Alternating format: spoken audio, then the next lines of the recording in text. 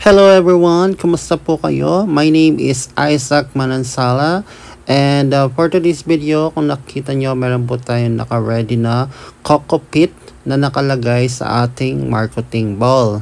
Ayan po sila, dalawang ganyan, and then also meron po tayong cutter, scissor or gunting, at saka yung tie lock. Ayan po. So, ayan. Dahil sobrang excited na si Dustin na gawin yung ating experiment for today's video, ayan, kiyang kasamal na pengalbunin tanaman. Ayun na, kinalbo na niya yung halaman. Kung nakita nyo, ayan na, kinakabahan ako sa posibleng mangyari sa halaman na to. Ipagdarasal ko to ng bonggang-bongga para at least mabuhay pa siya after ng experiment na gagawin namin ito. May tendency kasi na ma-deads tong halaman na to at pagsisihan namin yung mga pinaggawa namin sa araw na to. Ayan na po. The moment of truth, susugatan na niya. Kinakabahan ako, baka mamaya kung madisgrasya niya tong halaman na to, matitegi ito. Siyempre sayang din yung upper part niya, no? Ayan na, nasugatan na niya. At kung makita niyo yung kamay na yan, ako po yan. Wala po kong exposure sa video na ito kasi taga-video lang naman ako. At itong voice over po, yung pinaka party ko. Ayan, di ba? O at least may ganap pa rin naman ako, di ba? Ayan na.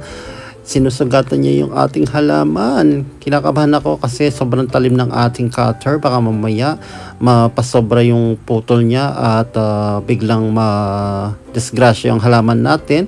Imbes na mabuhay ay ma-deads pa. Yun yung pinaka kinakabahan ko. At sa puntong ito, ayun na, sabi ko sa kanya is sugatan niya ng buo yung halaman. Kasi sa ating pagmamarkot, kailangan po pala is dapat buo yung pagkasugat sa halaman. Kasi na-try ko na siya before na kalahating bahagi lamang ng ating halaman yung aking sinugatan. So anong nangyari, hindi po siya naging successful at ayun nga, buhay pa yung halaman at naghil lang yung sugat. Pero yung mga following na naging markot ko, na-markot ko. Kung napanood nyo yung video ko sa aking YouTube channel, meron po ako doon mga YouTube, mga videos dun sa aking pagmamarkot, dun sa aking San Francisco at yung Ficus triangularis or Ficus triangularis na variegated. I-subscribe nyo po ako sa aking YouTube channel, Isaac Manansala channel. Ayan po yung pagkakatanda ko sa aking YouTube channel. Basta yun po. At ayan na, the moment of truth. Ayan, hindi ko na alam kung ano nangyari. Bakit yung paa namin yung naka-video? Kasi kumakatak ako dito. Ayan na. So, yan nga, tinuro kay Dustin. Sabi ko, sugatan niya na mabuti. Ang nangyari kasi dyan, hindi niya nasugatan na mabuti. Gusto ko kasi buo yan. Siya, gusto niya kalahati lang. Yun nga sabi ko, tulad ng sabi ko na hindi siya mabubuhay or hindi magiging successful yung propagation namin once na hindi siya buo. So yan, ang ano dyan talaga, kinakabahan ako. Nananalangin ako na sana walang masamang mangyari sa halaman na to. Kung hindi, kawawa kami at sayang yung effort namin at pagod namin, syempre. Ayan o, dahil sobrang inip ko, naiinip ako sa mga oras na to. Kasi hindi ko alam kung umuulan ba yan or nakalimutan ko na, ilang araw na kasi itong video na to, ngayon lang na-upload eh. Or ngayon ko lang na-edit. Ayan na.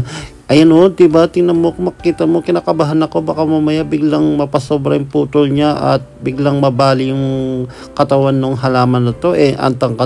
Ang tangkad-tangkad na pa naman itong halaman na to. Matangkad pa sa gumagawa nitong ating marketing ME101. So, ayan. Tapos na siya. Ayan na siya, oh, diba? Yan yung gusto ko. At yan na, ipagko-combine na yung ating mga gamit dyan.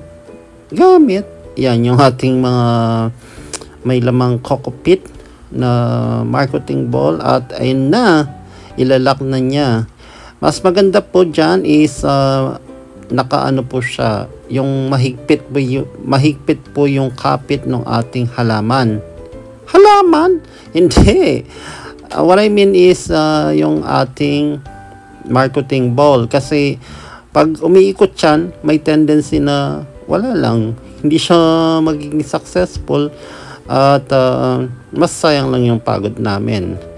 Pero i-update ko kayo sa mga susunod na videos. Kung mabuhay man to, i-update ko kayo. Pero pagka wala akong in-update or wala akong in-upload na next video sa progreso ng halaman na to, alam nyo na, sumakabilang or naibaon na sa lupa or naitapon na sa basurahan yung ating halaman kasi natsugi na. Pero wag naman sana, kawawa naman yung halaman, ang ganda-ganda, nasira namin, na-deads pa namin. Pero wag naman sana, kasi syempre inaalagaan namin itong mga halaman na to, especially ako, inaalagaan ko sila araw-araw.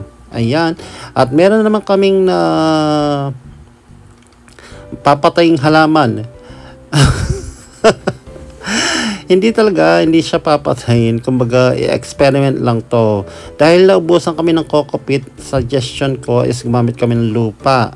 So ayan, dahil sa hindi makatiis tong si Dustin, at kung makita nyo, kalbo na halos tong halaman na to, kasi ewan ko ba dito, nung bago to medyo umayos-ayos pa, pero habang lumalaki pumapangit, nasisira yung mga dahon dahil sa sobrang init.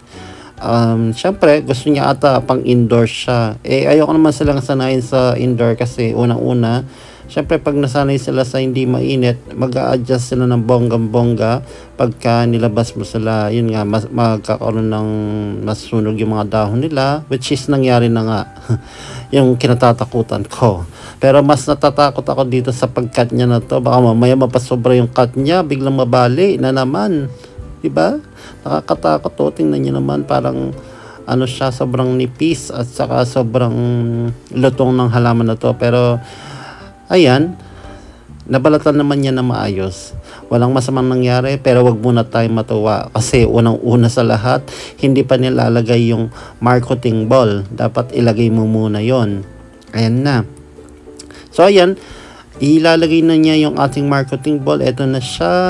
Medyo mabigat tong ano na to, at yun lang, hindi siya ganun ka-fit sa ating stem kasi syempre unang-una sa lahat, payatot yung ating halaman, and then medyo mabigat yung ating marketing ball. Pero syempre lalagyan natin yan ng suporta. Kung makita nyo, natutumba na siya para at least umulan, umaraw, humangin, bumagyo, hindi siya matutumba kung meron siyang suporta. O, diba? Ganon. Ayan. At malapit nang matapos itong aming eksperimento na to. Again po, pagka may update po ako, ibig sabihin buhay sila. Pagka walang update, ibig sabihin tsugi na sila. Pero sana wag naman. At sana maging matagumpay yung aming eksperimento na to. At muli po, maraming salamat po sa inyong pagsuporta sa akin, sa amin. Sana po patuloy niyo po kami suportahan. At syempre, mag-comment po kayo kung nagustuhan niyo tong video na to. At sana po natapos niyo ang panonood sa video to.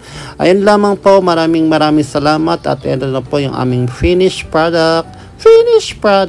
Ayan na sila, o diba? Ayan na. Thank you for watching. Ingat po palagi. Bye bye.